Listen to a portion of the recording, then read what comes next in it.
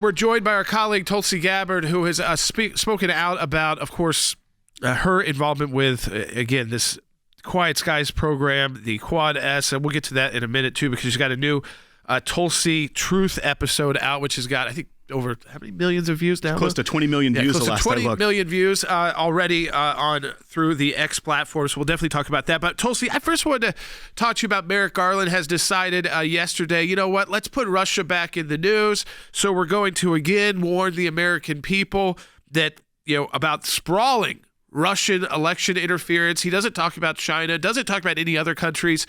And again, it's this kind of idea, and he says it indirectly, that Russia has their preferred candidate that they want to win and that they're putting this information out. I mean, it's the exact same playbook we've seen tried to be used by the Department of Justice and this administration and the past administrations to try and dirty up the Trump team. Yeah, it's so familiar. This is like deja vu happening all over again. And the fact that you have the Harris-Biden administration once again, sounding off with Russia, Russia, Russia. It reminds me of what we've been through already over these last 8 years, what we went through when President Trump first ran for office. But the first thing I thought of when I saw that news is, wow, they must really be getting worried, because this is the usual play out of their tried and true playbook of what to do when they are under threat, try to foment fear. The second thing that's interesting is they're saying that Russia's trying to come in and influence our elections. Well, we have seen a video this morning of Vladimir Putin saying that his presidential candidate of choice is Kamala Harris, that he hopes Kamala Harris gets elected. Well, why aren't the headlines about Vladimir Putin trying to help Kamala Harris get elected? Instead, if you go on CNN right now, it says Vladimir Putin trolls U.S. presidential race with quote-unquote endorsement of Kamala Harris. Imagine if he had said the words Donald Trump. That headline would be very different. And the third thing that I think is important to look at with this is the fact that you have the Department of Justice, the Merrick Garland going out there and sounding the alarms on this. And you actually read the details of this. It's a bit of a joke.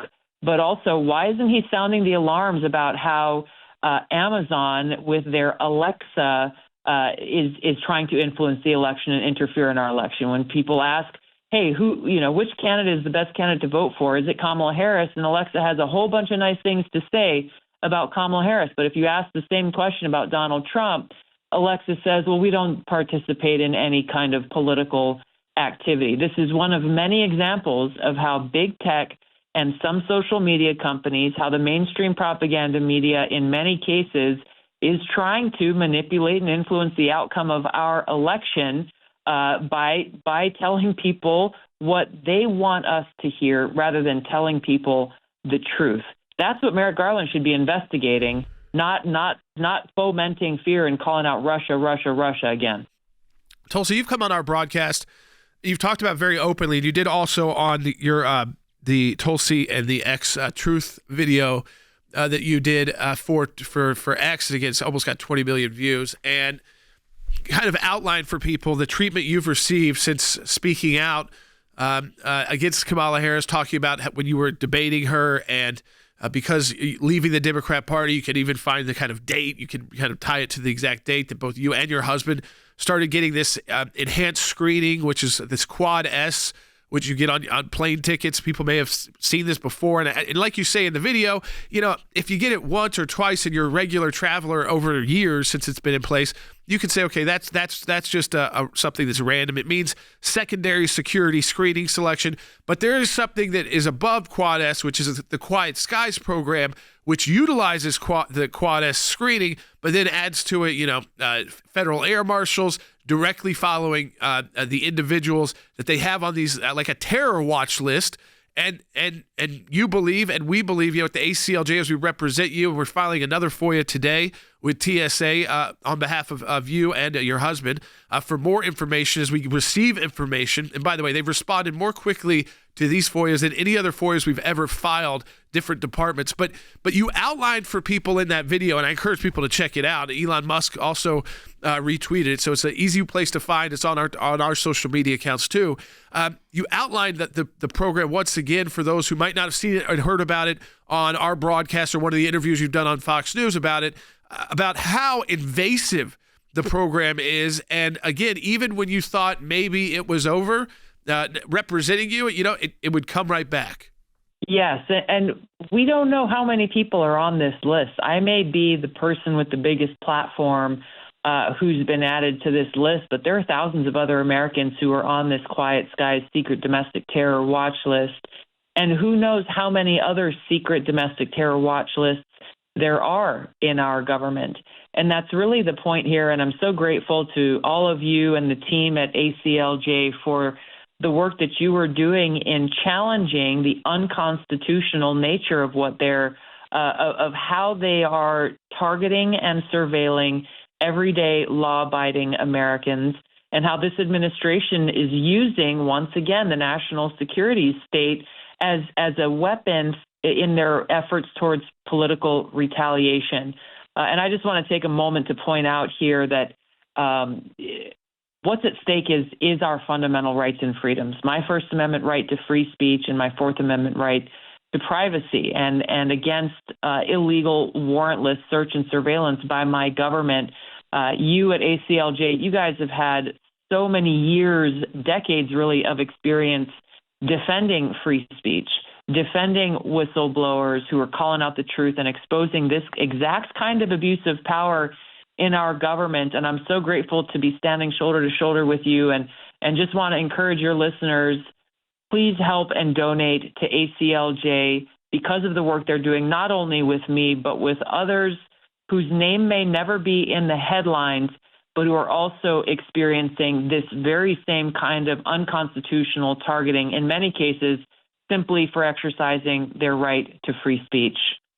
I appreciate you for that, Tulsi, and I appreciate you for talking about us in the video as well, because and actually being brave enough to speak about it publicly. Like you said, you may be the most high-profile person that is and that has a platform that you can utilize to bring attention to this program, but we know it's being used against other Americans, and we also know it's a program that just hasn't worked. I mean, the one thing we found out about Quiet Skies is that it's led to zero arrests, zero findings of terrorists. They haven't been able to stop. It hasn't been linked to stopping any terrorist attack. It hasn't been linked to actually finding any terrorist, but it is a process in which American citizens, without any kind of legal processes, are put on a list and treated as though and surveilled as if they may be a terrorist. That's the line they use. It's for potential terrorist, and then they use that Quad S security screening to do that. And I would imagine that most Americans, and we've called on people to say, if you're like a regular traveler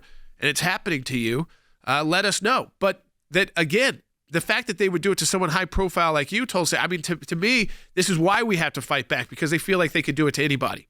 That's exactly right. And that's their hope, is that, I don't know that they are bothered by the fact that I'm exposing the truth about them, because they want to send a very chilling message to people, which is, if you stand up against the Democrat elite, the Harris-Biden administration, we're going to come after you just like we went after Tulsi. We're going to make you look over your shoulder every time you travel to see whether or not you've got government agents surveilling you or following you around or watching you while you sit on the airplane.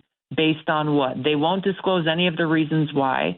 I still have not heard, as you know very well, at all directly from anybody in the government about why I've been added to the list, why I'm still on the list, according to some people who are in touch with those who know. And so the lack of transparency, the lack of due process, and the complete unconstitutional nature of, once again, our government targeting law-abiding Americans, even as we know there are known terrorists running across our country who came across our border illegally. We cannot allow this to continue, and that's why I'm grateful to all of you at ACLJ, because you have the courage to stand up and fight against some of the most powerful entities in the country to do what's right.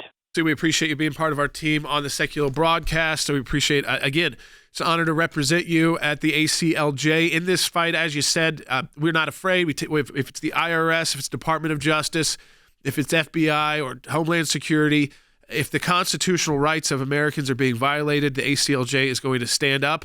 And in this case, I think they picked on the wrong colleague of the ACLJ. They picked on Tulsi Gabbard because it got us right into getting very quick information from these federal government entities. But we're not going to back down until Tulsi and her rights are vindicated, as well as her husband's rights.